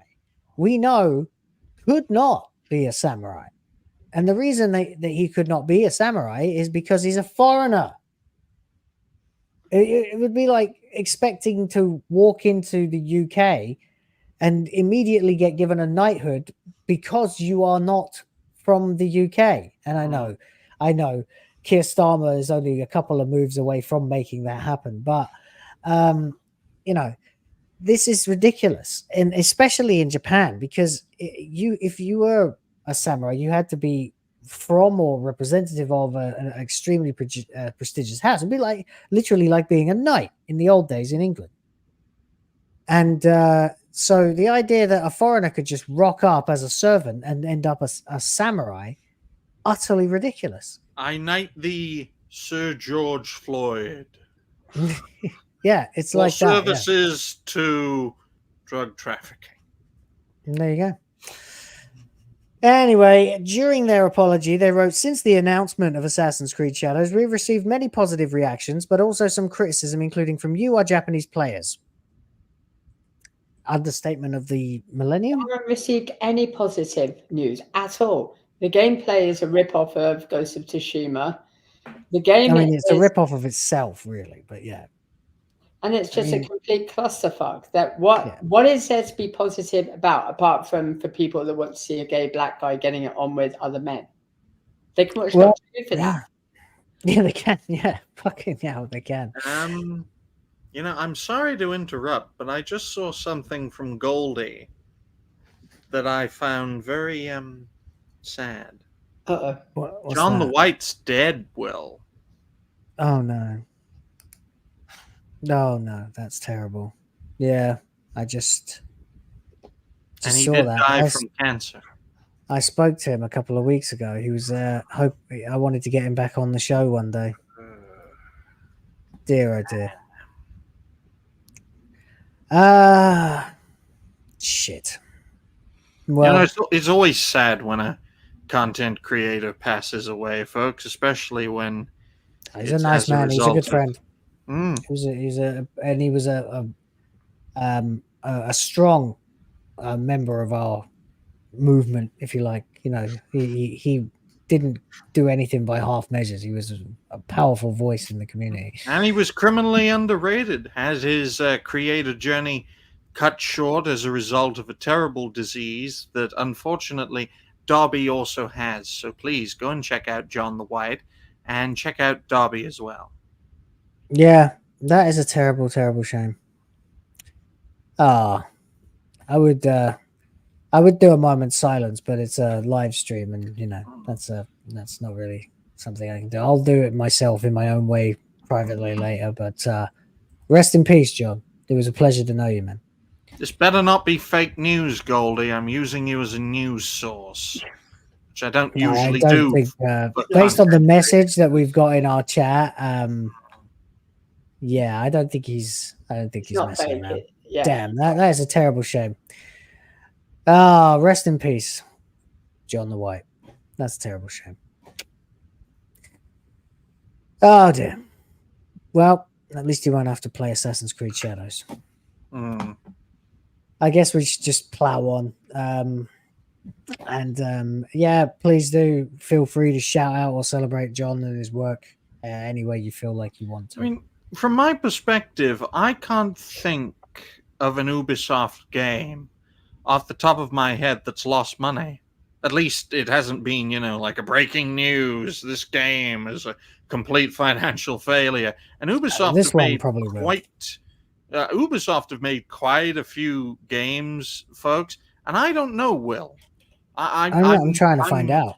Well, I'm aware that we have never seen a backlash like this before with an Assassin's Creed project, but something in the back of my head tells me that this will at least break even, because this is an established property. Oh, there's still enough normies out there to. I mean, this isn't exactly a Skull and Bones situation where they try to develop something new, get a big bonus from a government, and then have to half-bake release it because said government said, time's up, release the project. They released it, and they lost hundreds of millions of dollars. That's why you never take money from a fucking government, folks.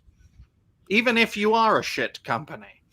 You just don't do it. It's a terrible idea. You should never do that, because they never have the interests of the people in mind, and we are the ones who carry these franchises and make them what they are.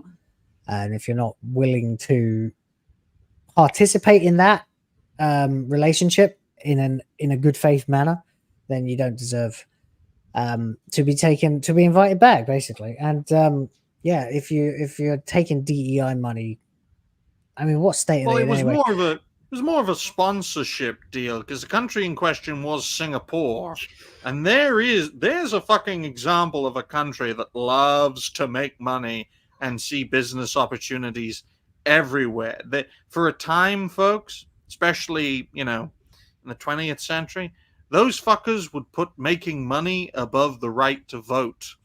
And that's why many considered Singapore to be a liberal dictatorship, which sounds like a fucking contradiction. But when you really delve into it, it was and still is a great success story. So thankfully, it had nothing to do with wokery.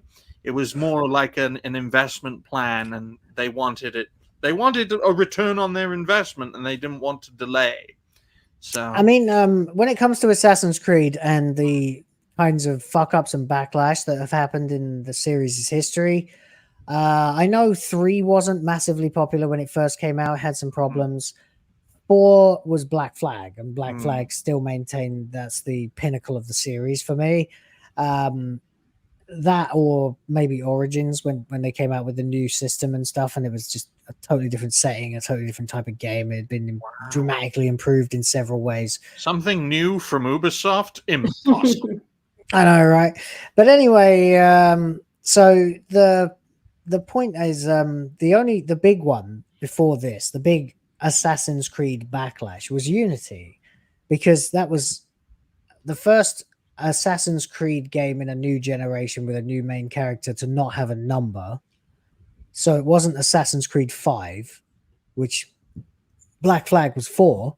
It was the first one to not involve any descendant directly of, ancestor of Desmond.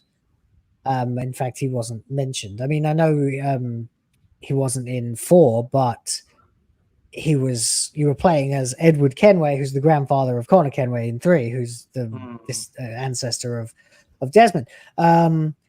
So those were two little things that irked people a little. And then there was the fact that when the game came out, it was buggy to the point of being almost unplayable. The online didn't work properly. People had horrifying mesh mistakes on their faces, so you could see like the actual eyeballs inside their heads and stuff like that. It was terrifying to play. It was a complete mess of a game. And there was the fact that in order to make that, they had to significantly downgrade the map through some people's eyes. I mean, they had an almost realistically sized Paris in it, which was quite the fucking achievement. The problem is a map the same size in Black Flag included like all of these Caribbean islands and ship sailing and nautical battles and all kinds of stuff that they went back a step almost by having it was a much more limited environment, and we do have to consider, if I can remember this correctly, I mean, they were releasing 2 games at the same time. Was it Rogue and Unity? Yeah, Rogue was you played as an assassin who became a Templar as opposed to the other way around, and ultimately ended up killing Arno Dorian's father, and that's the beginning of Unity, where you witness your dad dying at the hand of the guy you were playing as in Assassin's Creed Rogue. I mean, it was the PS4 generation. It was the first one where they thought, oh well, we can't put this game on PS3, so we better make one for PS3 guys. I mean, from my perspective, looking at it from that angle, it is understandable why they would do that. You know, a game for the previous generation and a game for the next generation. Let's hedge our bets. Ubisoft always liked to do that. Yeah. And the other reason that people didn't like Unity was the multiplayer, because it was the first one that really lent on it. Like there were trophies or achievements or whatever that were tied to doing things in the online, which meant you had to team up and play online with other people and have like a team of 4 assassins to do this mission or that mission.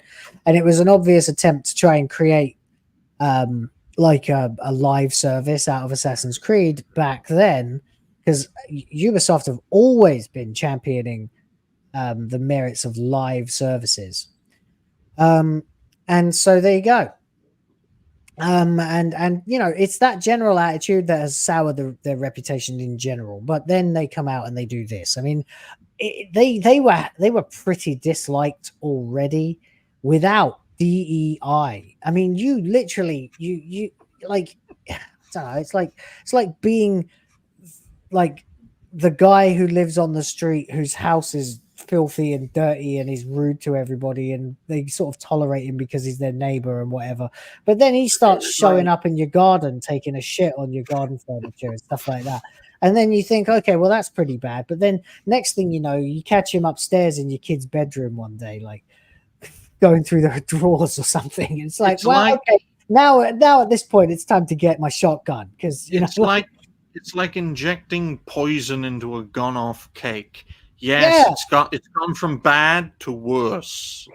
Exponentially worse. I mean, you literally were already not popular, and then you decided to do something that you thought would probably end up being a good idea because you read the fucking temperature of the culture wrong, flat out wrong, and you now are just 100 times. You took the one thing that's like gamer repellent in DEI, the thing that's been bothering us since they started censoring chat on Xbox Live like a decade ago and change. And you made that the fucking forefront of the next entry in arguably their most successful flagship franchise at this point. I mean, what else do they have? Far Cry? That's Ubisoft, right? Yeah. Far Cry 7. We're taking on another cult. Another, yeah, there's that many cults in the world. Yeah, And in Far Cry how about 8, the next Far Cry will be taking on fucking BlackRock? That's and in Far Cry 8, we take on another rogue madman leader. Yeah, Larry Fink. Larry Oh, Fink. my. Yeah. Now we'll go take on the next one. It's Far Cry 8, and the final boss is Nancy Pelosi. Oh my! And when you look, That would be at return to form for And if Ubisoft. you look All at is forgiven. You look at all the settings they could have picked, and they picked George Japan. Soros. There you go. Oh You my! get George Soros as the final boss. Yeah. Ubisoft could have picked a less significant part of the world to inject their poison into to It is a not bizarre cause this kind of backlash. Why not set it in Why not set it in Indonesia? No one in the West knows where fucking Indonesia is, yet well over 100 million people live there. It's the perfect contradiction. You can make up all the bullshit you want. The Indonesians won't give a fuck because they're a very insular nation. The Westerners will lap it up because they can't even find Indonesia on a map. It's not where I am. No one will be offended. Or maybe Papua New Guinea. They don't even have fucking electricity there. So set it there. No controversy, no backlash. They specifically picked Japan to cause this backlash, to gain the publicity, to justify their nonsense. Now I'll be right or they back. just really, really like China. I It can't could be wait that too. I can't wait for them to try and bridge it with Suicide Squad. So Assassin's Creed meets Suicide Squad. Oh yeah. They'll do that. Yeah. I remember Assassin's Creed was supposed to be in the same universe as Watch Dogs, but they fucked that IP as well. That had real potential too, and they just screwed it. But anyway, Alyssa Mercante reared her ugly, ugly face and stuck it right into the middle of this situation. Also, only $10 to go to the goal, by the way, if anyone feels like they really want to see Alyssa Mercante's rap song. Mercante responded to this, specifically addressed to Japanese players, by writing on X, quote unquote, maybe just say you're racist. By the way, professional journalist, guys, doesn't know the difference between Y-O-U-R and Y-O-U''re. She went to the University of Huactur to pay for the University of Newcastle. She's also completely misusing quotation marks, by the way, as well, this professional journalist. She's telling them to say to her in response that she is racist, which is ironic because what she's actually trying to say is racist. She says, just say, quote, inexplicable quote, your racist response to a video game is indicative of moral decay, get bed. Yeah, add some homophobia to the mix. Yeah. Why not call them rice munchers and all, just to put a cherry on the top of it? Oh. So basically, she's implying that Ubisoft should tell the Japanese people that their racist response to a video game is indicative of moral decay, get bed. So she's saying that Japanese people are racist. And you know what is funny about that? She is, in essence, tarring all Japanese people with the same brush. She's saying that all Japanese gamers are racist, which, I'm sorry, is the definition of racism, isn't it? Yeah. Labeling a broad spectrum of people as one defining characteristic based on their ethnicity. That's literal racism. Basically, she's just proven that prostitutes don't have brains. I hope for her sake the Empire of the Rising Sun never returns, otherwise they're going to fucking freeze her bones and then melt them again to test for frostbite. Yep. So the loudmouthed, incoherent, and unintelligible, uninformed bitch herself decided to say to release an article rather on Kotaku claiming that anyone criticizing Ubisoft was just engaging in hate. Why the fuck are people so clingy to these companies? Oh, wait, Access, of course. Yes, she has to toe the line. She says a fledgling but furiously loud group of gamers, which is another way of saying vocal minority, by the way, a falsehood, incidentally, because we are the majority. Will tell you that Assassin's Creed Shadows Backlash is about respecting Japanese culture or refusing to accept woke ideologies that are being forced into their games by consulting groups who hold no real power. That is exactly what it is. Wow, the first truthful thing this fucking Bint has said, yeah, and but she's saying trying to package it as a lie. Yeah, she's calling us liars. Yeah, she's saying we're just racists. But just like in 2014, during the first full-throated iteration of Gamergate, this was never about anything other than hate. Well, she knows a thing or two about full-throating. Yeah, it's talking about a poor choice of words. I know, right? Fucking hilarious. Mercante supports this claim, writing that the responses to Ubisoft's posts were exactly what you'd expect: racist images, slurs, and calls for historical accuracy in a video game series that has always been steeped in science fiction. No, the science fiction is built on a foundation of historical accuracy, and if you don't think it is, then you aren't intelligent enough to play video games, which is saying something, because Angry Birds exists. And there are 4 films. Or I think a 4th film is planned, at least. So anyway, an unpublished community note, a feature frequently used by users to add context to posts, reads Assassin's Creed N-word Squire. Atreyan Squire. Assassin's Creed Atreus.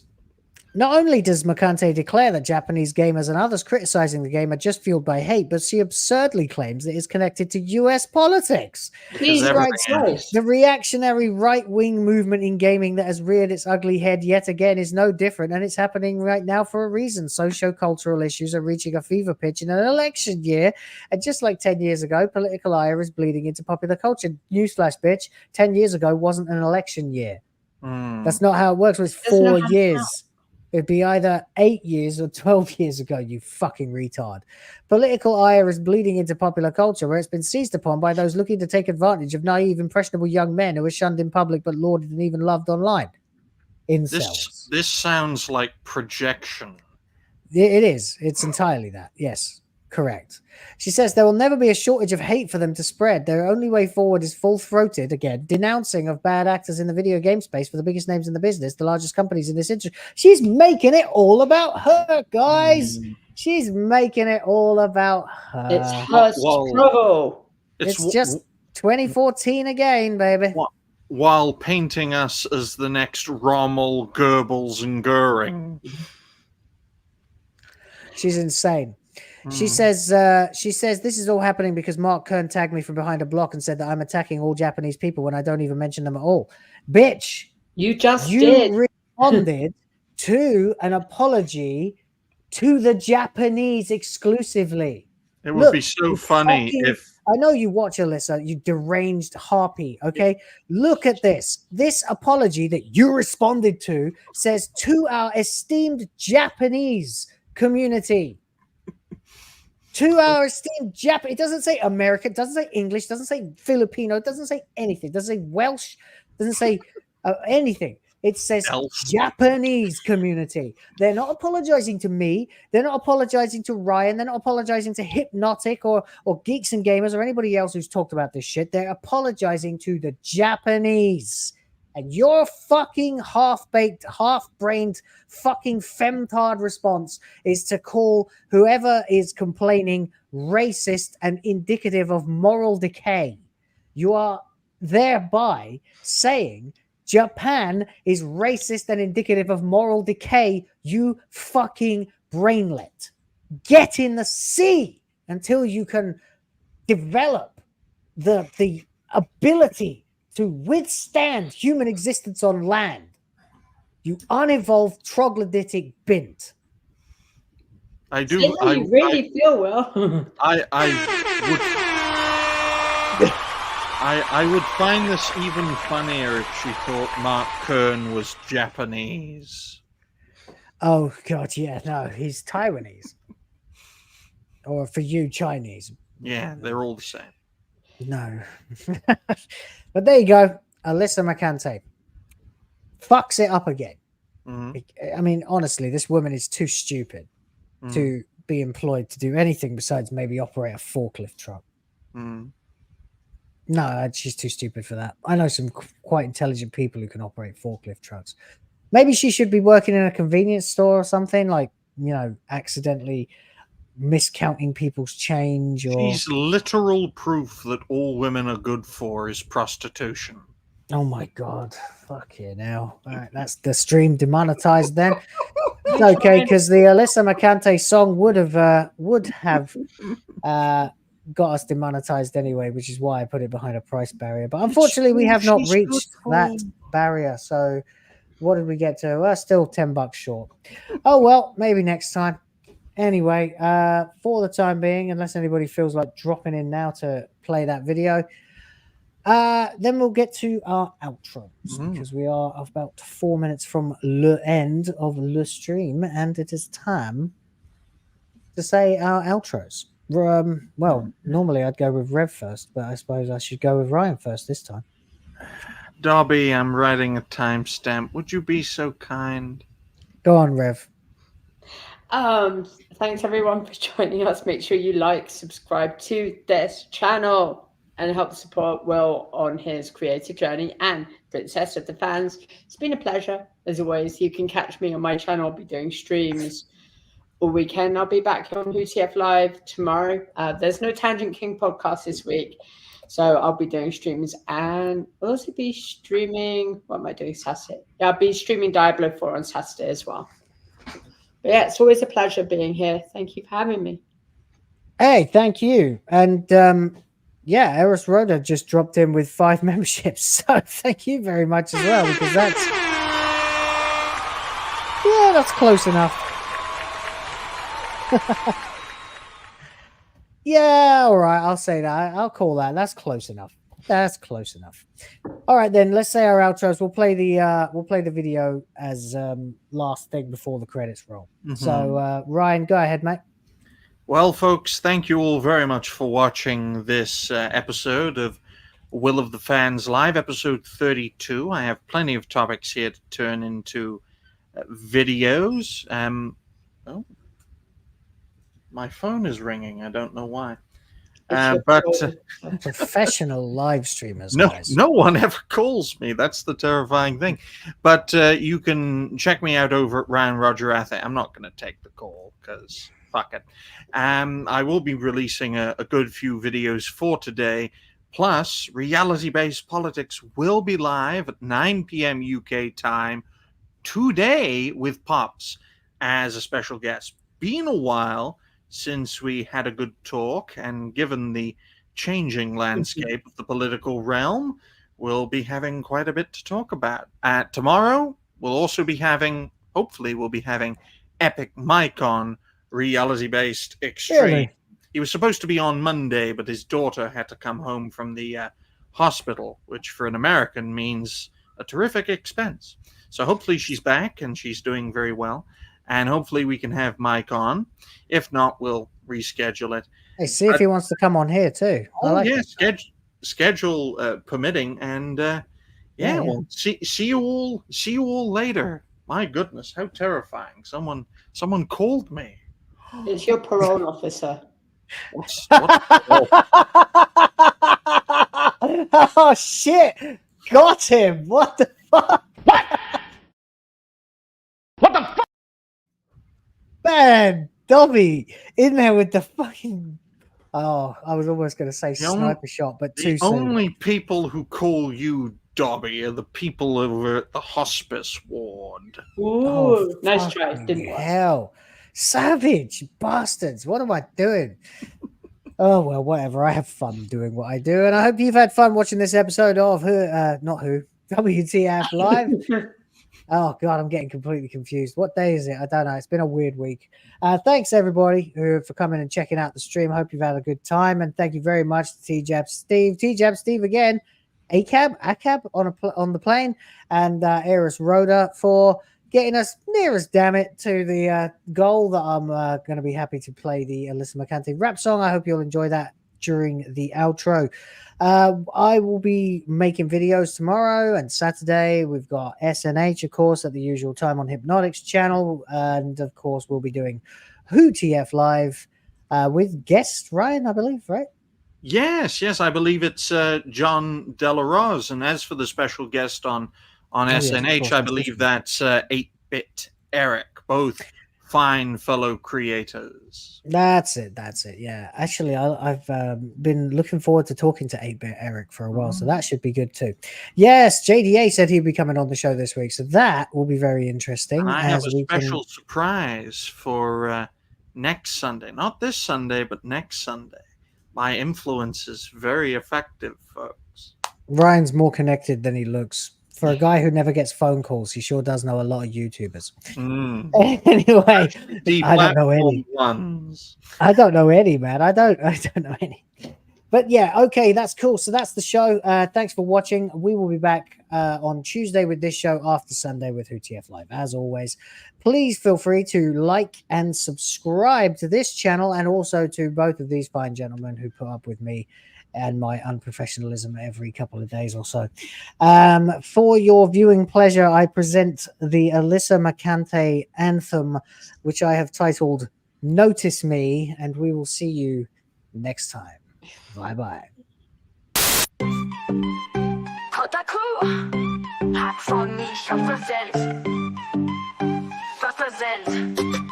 Yeah, listen up, it's Alyssa on the track. Feminism in my veins can't hold me back. I see your toxic comments, your chud verbosity. Making videos, notice my hypocrisy. But man, when I see your posts, yeah, it gets real. Some of you are wild, dangerous, what's the deal? Better leave me alone or I'll call your wife. Tell her you're a sexist, bro, canceling your f***ing life.